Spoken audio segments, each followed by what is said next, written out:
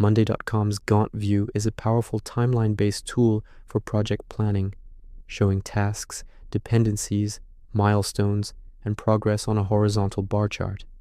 It's ideal for visualizing schedules, spotting bottlenecks, and managing deadlines. Here's a step-by-step guide to using Gantt view for project planning. Create or open a board. Log into Monday.com, create a new board, or open an existing one for your project.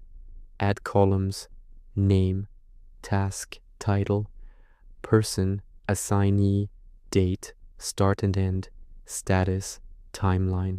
Add tasks and subitems.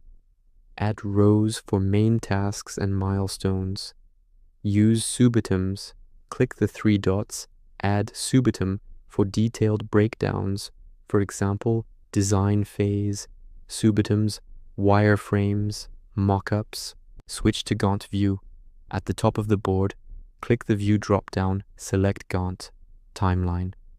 Tasks appear as bars, length shows, duration based on start and end dates.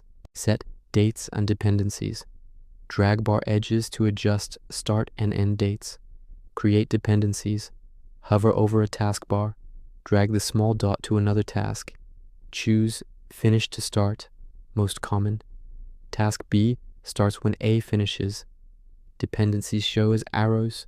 Delays in one task, auto-shift dependent tasks. Plan and manage. Zoom timeline, days, weeks, months using zoom slider. Milestones, add a task with 0-day duration or use a diamond icon, custom column.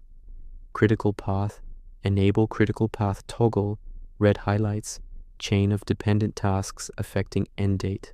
Progress, use status column, Gantt bars fill based on % complete or status change.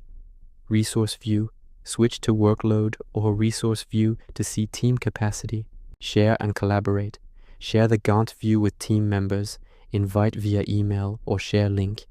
Use baseline feature, compare planned versus actual progress.